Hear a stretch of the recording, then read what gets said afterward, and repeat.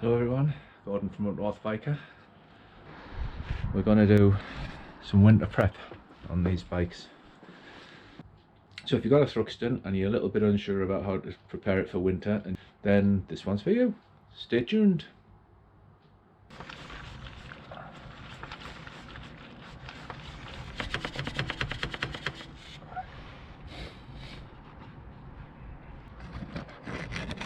So that's the chain cleaned. You can buy specific chain cleaners. I just use kerosene there, and a chain cleaning brush available from Amazon and many other places.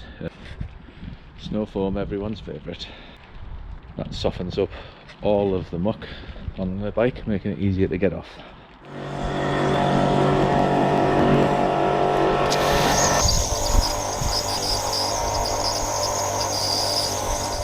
I have been using, and I'll show you it, ceramic wax, and you can see the water beading nicely on here to show that's still protecting the paint. That's something we'll be doing again because that's a good part of the winter protection. So the bike is snow foamed, rinsed. I'm now going to use the 2-bucket method to wash it. One to apply soap to the bike and rub it down. The second one is to rinse that off, so if there's any bits caught in the mitt as I'm washing, they'll be rinsed off, and we put nice clean soapy water back on, no grit, no scratching. So the next task is to dry the bike. And what I use, and I highly recommend them, is a pet dryer. These are about 70-80 quid I think from Amazon. Other places you can buy motorcycle specific dryers. A friend of mine bought one. It looked like this. It was in black and it came with all of the pet grooming for things as well, even though it cost 20 quid more because it said it was a motorbike dryer. Vital piece of equipment for a motorbike. So I've dried the bike as best I can, and now I'm just running the engine to burn off any water that's stuck in places I couldn't get to. You can see there are some, because there's some steam coming off.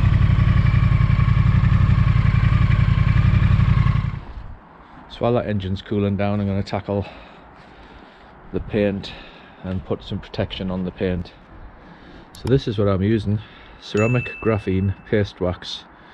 It's by good old Turtle Wax. They've done a resurgence to the market. They're always cheap stuff. They're bringing out some good stuff, and this, I do the bike with it, I do the wife's car with it. Really good. So the clocks on the front of the Thruxton are a matte finish plastic,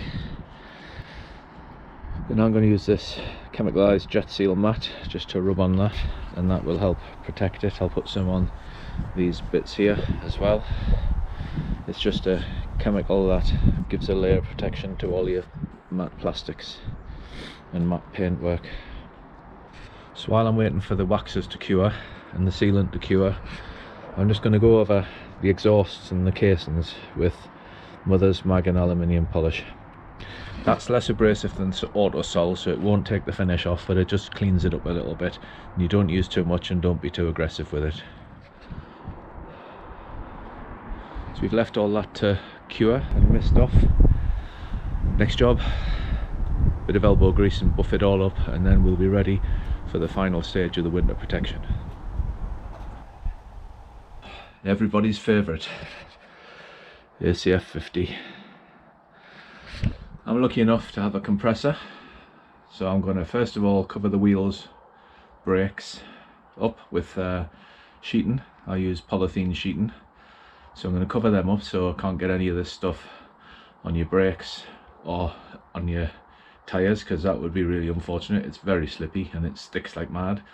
And then we're going to spray all the metal parts of the bike with this from the compressor. There's other ways to apply it. You can use an aerosol. You need to warm it up, but be careful, don't heat it up too much or it could go bang. You need to warm it up. You can get little squirty bottles.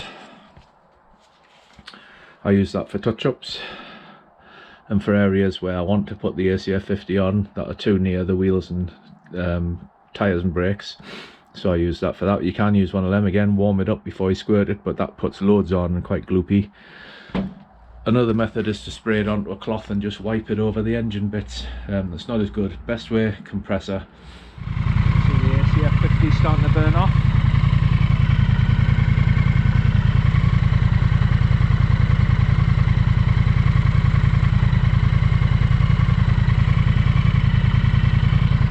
need to get Acr50 on my shock because that was covered up with the polythene. Now last thing you do is wash your tyres. If you're leaving your bike in the garage, your battery's going to go flat, so you need something to maintain it. This is a Halford's own brand. Plenty of other devices on the market. I don't leave that connected all the time. I connect it up about once every 2 weeks for a weekend, just to top that battery up. A couple of other things you need to think about if you're storing the bike. If you leave it in the same position, your tyres will develop what's called a flat spot, and that can be quite detrimental to handling. So what you need to do is you need to move that bike around a little bit. And there's no point wheeling it out and wheeling it back in because the tyres are going to be in the same place. So you need to sort of wheel it and do a bit of a zigzag or something to bring it back in, so you've covered more distance and the tyres settle in a different place. It's worth checking where your tyre valves are before you start, and when you finish, make sure they have actually ended up in a different place. Also, all your oil's going to run to the bottom of the engine, so again, once a month I tend to just fire it up with the garage door open, obviously, fire the engine up, leave it till it gets to running temperature, and then switch it off and park it up again.